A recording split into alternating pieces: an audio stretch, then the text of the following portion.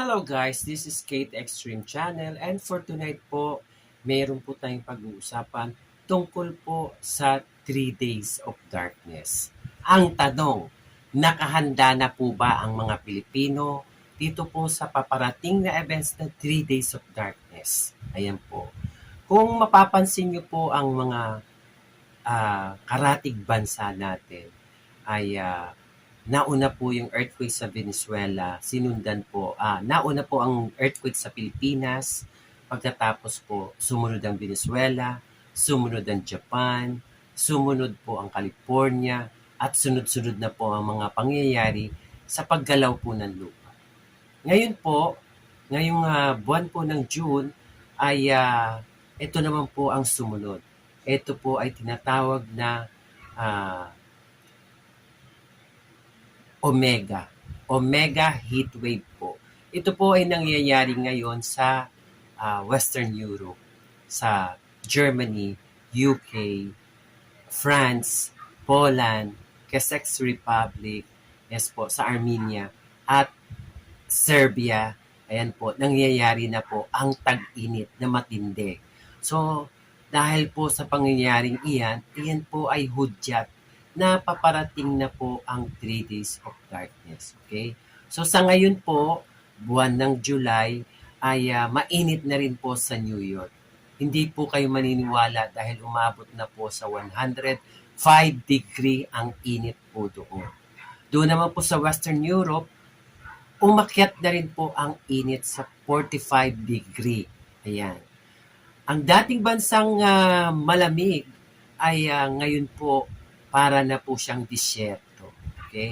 So, mga pangitain na po yan na yan po ay propesiya. Okay? At ang susunod po ay ang 3 Days of Darkness. Ang tanong ko po sa marami, nakahanda na po ba tayong mga Pilipino? So ano po ang dapat gawin nating mga Pilipino para po sa darating na 3 Days of Darkness? Okay. Number 1, ang kailangan po natin ay kandila. Kandila unscented. At ito po ay dapat blessed by the church. Okay. Pangalawa, kailangan po natin ng holy water. Okay. Pangatlo, masking tape. To seal the door, to seal the window. Okay.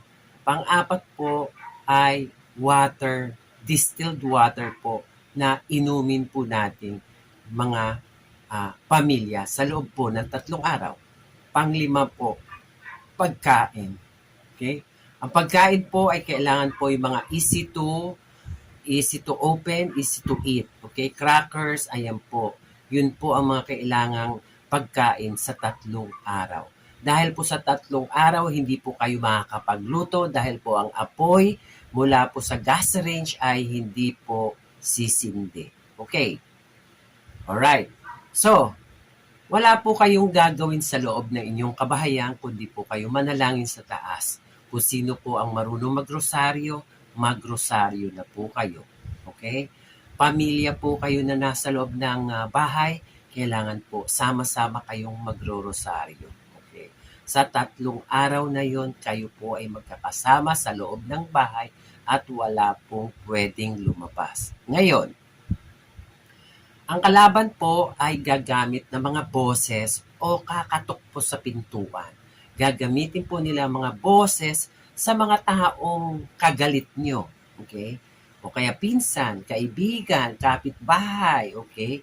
Ngayon pa lang po, tanggalin nyo na ang galit sa puso nyo. Patawarin nyo po sila kung nagkamali sila sa iyo at humingi ka rin po ng tawad kung ikaw po ay nakagawa ng kasalanan sa kanya para po hindi gamitin yun ng kalaban sa darating na 3 Days of Darkness. Okay. So sa 3 araw po, madilim ang buong paligid. Ang buwan ay hindi magbibigay ng liwanag. Ang araw ay hindi magbibigay ng init. So, madilim na madilim po yun. Okay? So, ang kandila lang po na sisindi sa araw na yun ay yung kandila po na galing sa simbahan. Kaya kung ako sa inyo, maghanda na po kayo ng mga kandila at oil lamp. Okay? Oil. kailangan po oil lamp. Yung mga cooking oil nyo, na mga used oil, itabi nyo yan dahil magagamit nyo yan sa 3 days of darkness. Okay. So, ang bintana po ay kailangan yung isara, isilyado, takpan nyo po ng itim o kaya darker colors po, takpan nyo ang inyong mga bintana. Ang pintuan po kailangan yung isilyado ng tape.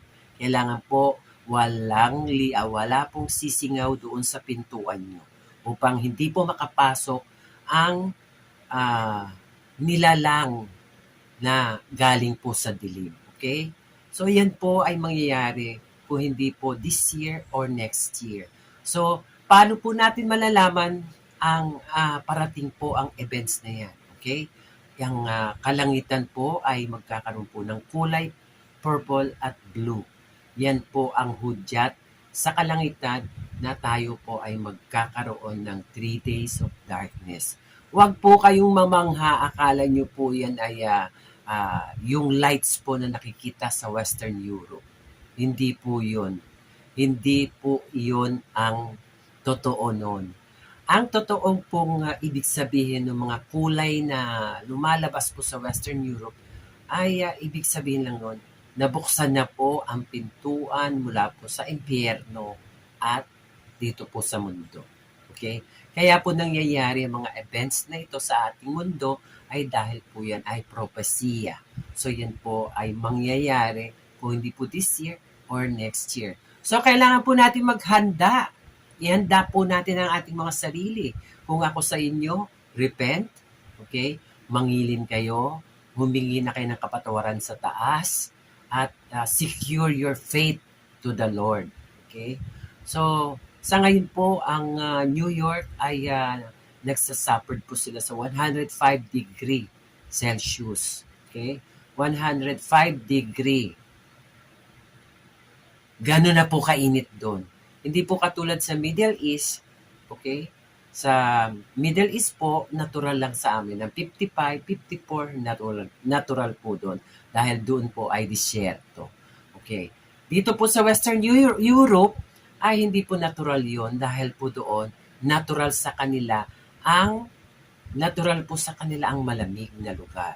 Okay? So, apat ang kanilang weather. So, meron silang spring, meron silang summer, yes, meron silang winter, wala silang rains, okay? Meron silang autumn, yan, meron sila niyan. Pero sa ngayon po, dahil po palala ng palala ang mundo, ngayon po ay nagbago na.